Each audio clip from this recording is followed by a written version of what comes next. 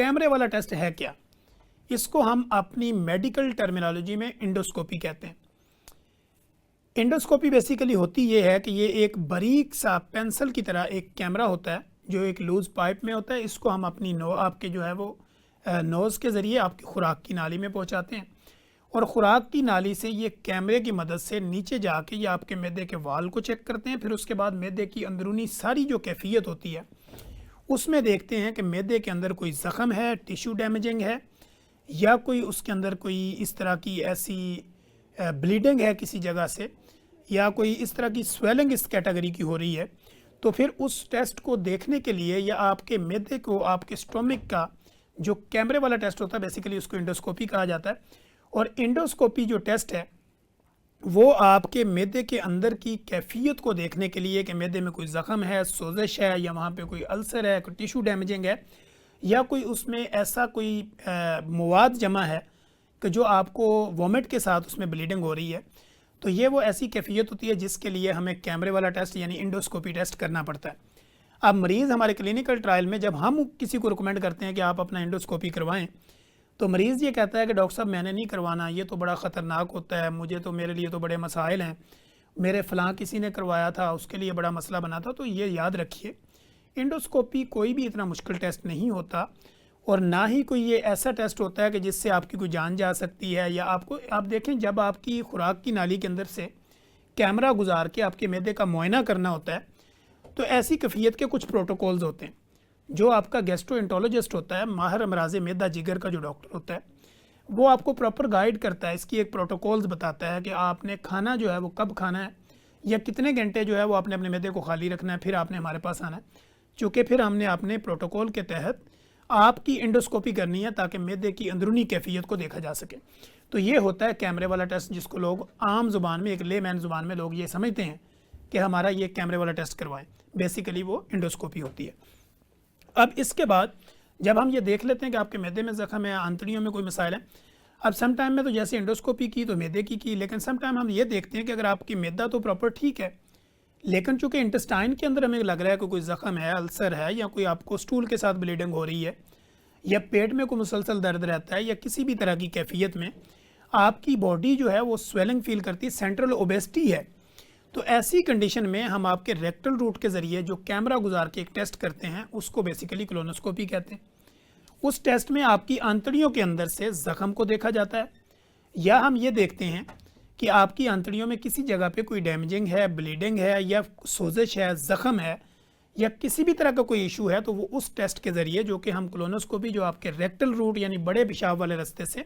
वो कैमरे के ज़रिए अंदरूनी आंतड़ों का मुआयना किया जाता है। तो ये वो टेस्ट होता है।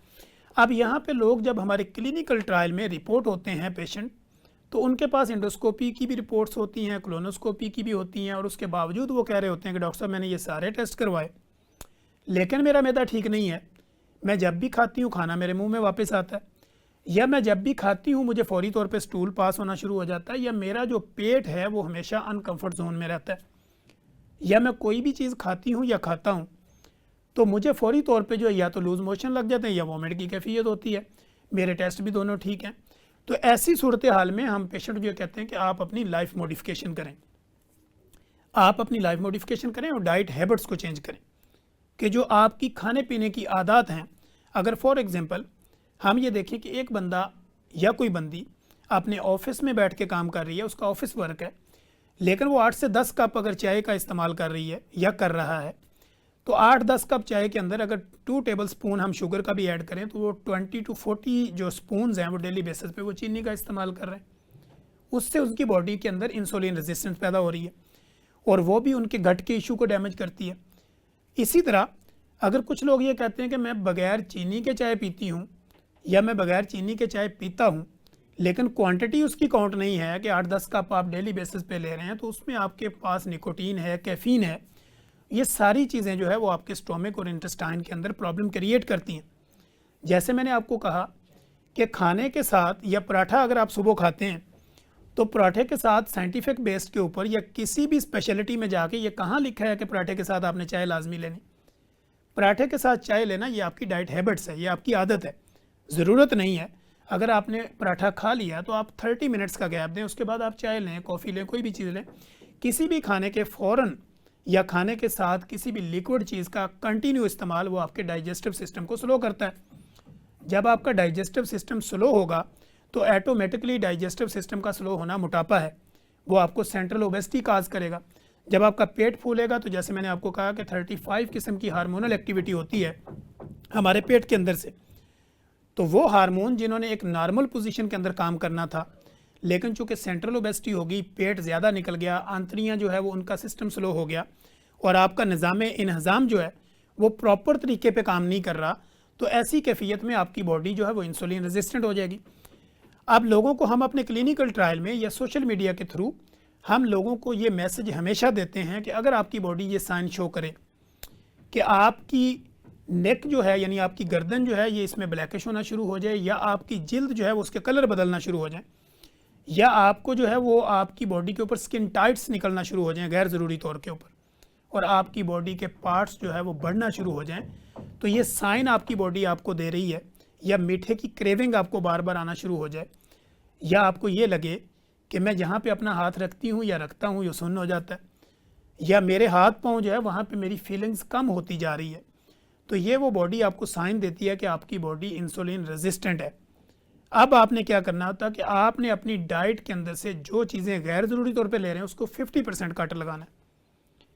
जी हाँ, 50%, क्योंकि हम 100% इसलिए नहीं कहते क्योंकि लोग करते भी नहीं हैं। तो कम से कम आप 50% अपनी लाइफस्टाइल के अंदर चेंजिंग लाना शुरू करें तो आपकी ज़िंदगी आसान होना शुरू हो जाएगी। फिज़िकल एक्टिविटी की जब हम बात करते हैं तो 10,000 स्टेप्स जो है वो रेगुलर पैदल चलने का नाम फिज़िकल एक्टिविटी है।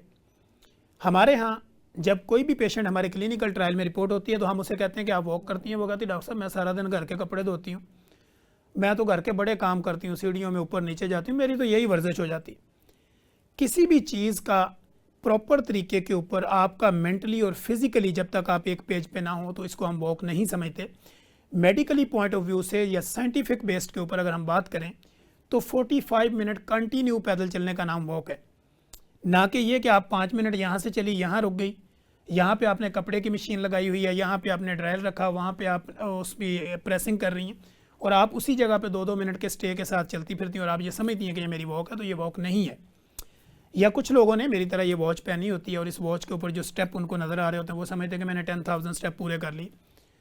तो ये बेसिकली आर्टिफिशियल चीज़ें हैं जिससे आपकी बॉडी को प्रॉपर इफेक्ट नहीं होता और आपकी बॉडी जो है वो प्रॉपर वर्क नहीं करती। तो हमें अपनी बॉडी को एक्टिवेट कैसे करना है, हमें अपने मैदे को ताकतवर कैसे बनाना है, हमने बीमारियों को शिकस्त कैसे देनी है, तो उसके लिए कम से कम डेली बेसिस पे आपने अपनी बॉडी को डिहाइड्रेट नहीं होने देना। आपकी बॉडी डिहाइड्रेशन में ना जाए। एक आम इंसान जो है उसको नॉर्मली जो है वो तकरीबन अगर हम बात करें तो 12 से 16 गिलास पानी का इस्तेमाल करना है 24 आवर्स के अंदर। अब पानी जो है वो लस्सी अगर आप पीते हैं वो भी पानी की सूरत में जाती है। इसी तरह अगर आप सादा पानी पीते हैं, ग्रीन टी पीते हैं, तो ये सारी चीज़ें हेल्प आउट करती हैं आपकी गट को, आपके डाइजेस्टिव सिस्टम को इम्प्रूव करती हैं। और जब आप अपनी बॉडी में पानी की मकदार को प्रॉपर लेंगे तो आपको कॉन्स्टिपेशन नहीं होगी, यानी कब्ज़ नहीं होगी।